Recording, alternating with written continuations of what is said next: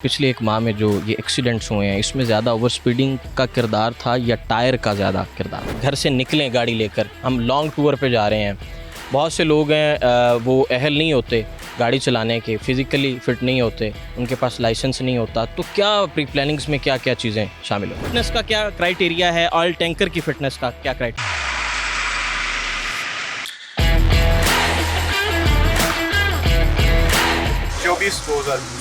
Stepney है जी है।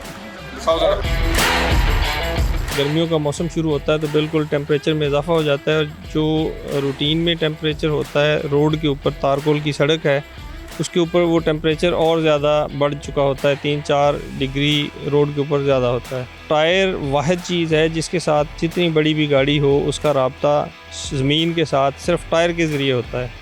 तो टायर की कंडीशन बहुत ज़रूरी है कि वो ठीक हो। तो 28 से 30 एक कार का स्टैंडर्ड टायर प्रेशर होता है जो गर्मी में ज़्यादा हो जाता है और तकरीबन वो चला जाता है 32-35 तक। इस सिचुएशन में अगर टायर कमज़ोर हो, जैसे हमारे कुछ गाड़ियों में टायर जो स्मगल शुदा डले होते हैं उसकी शेल्फ लाइफ पूरी हो चुकी होती है।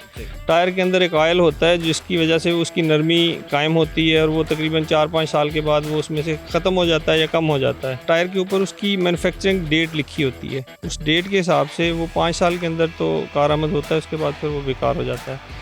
और गर्मियों में फिर टायर प्रेशर बढ़ने से और अगर वीक टायर होगा तो वो फिर फटने का ख़तरा बढ़ जाता है। इस हवाले से हम लोगों को सेंसिटाइज़ करते हैं।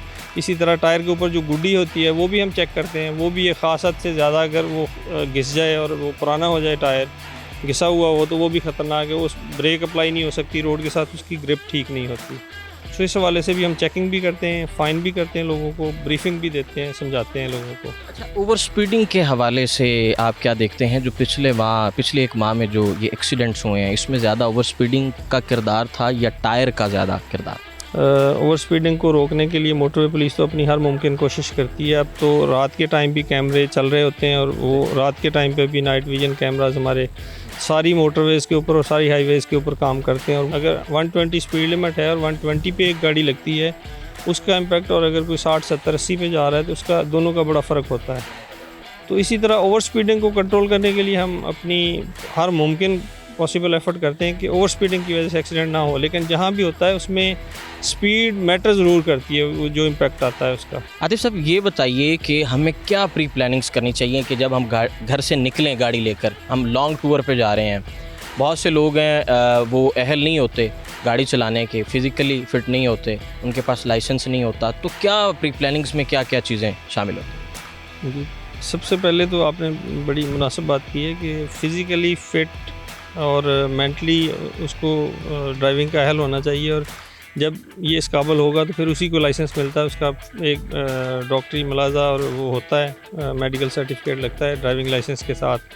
जो इस काबिल होता है उसी को लाइसेंस मिलता है। और ये बड़ा ज़रूरी है कि आप अगर जाने के लिए उम्मीदवार हैं रोड के ऊपर ट्रैवल करने के, तो आपके पास उसका एक वैलिड ड्राइविंग लाइसेंस होना चाहिए।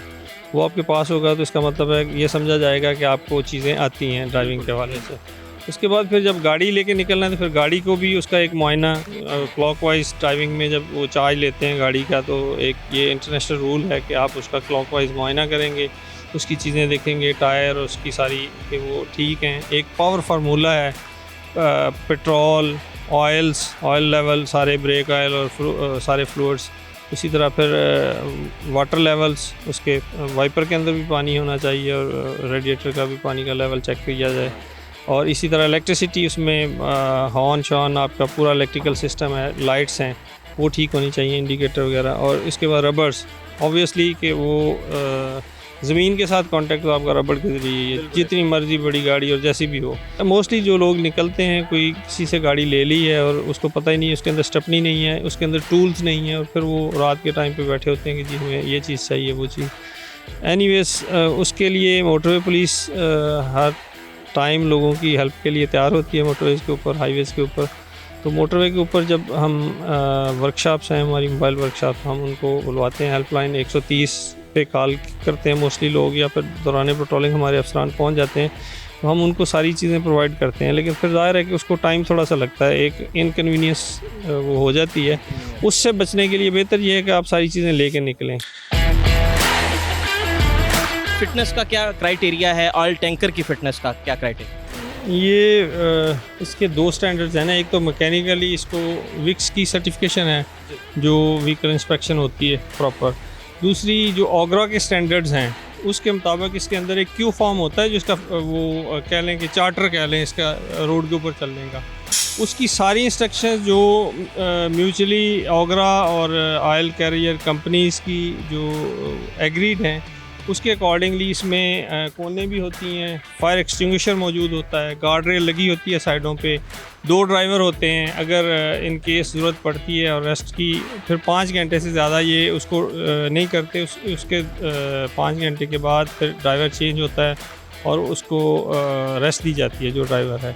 तो ये सारी चीज़ें हम चेक करते हैं, जो इसकी फ़िटनेस और इसकी जो स्पेसिफिकेशन, हम अपनी सी पूरी कोशिश करते हैं कि कोई एक भी जो एलिमेंट है ना वो चेक होने से ना रह जाए। फिर टायर इसके भी ज़ाहिर के वो हम चेक करते हैं और ये नज़र आ रहे हैं ज़ाहिर के बिल्कुल ठीक है, इसके ऊपर इसकी सारी स्पेक्स पूरी होंगी तो फिर हम इसको रोड के ऊपर मूव करने देंगे।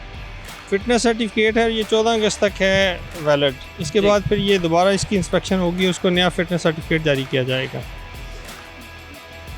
ये इसी तरह इंश्योरेंस है, ये मतलब डॉक्यूमेंटेशन सारी हम इसकी चेक करते हैं और उसके बाद फिर मूव करने की इजाज़त देते हैं, अदरवाइज़ फिर हम इसको यहाँ से वापस करेंगे। ये अपनी सारी रूट वगैरह ये सारे डॉक्यूमेंट्स जो है ना ये सारे हमारे अफसरान चेक करते हैं इसको और फिर उसको मूव करने की इजाज़त देते हैं। Sector commander Lahore Sialkot motorway Atif Ahmed Chaudhry साहब हमारे साथ मौजूद थे, और एहतियात जो है हर हवाले से बहुत ज़रूरी है, ज़िंदगी बहुत कीमती है, तो सफ़र करने से पहले एहतियात ज़रूर किया कीजिए। यहीं पर अपने मेज़बान अरसलान आज़म को इजाज़त दीजिए। अल्लाह निगहबान।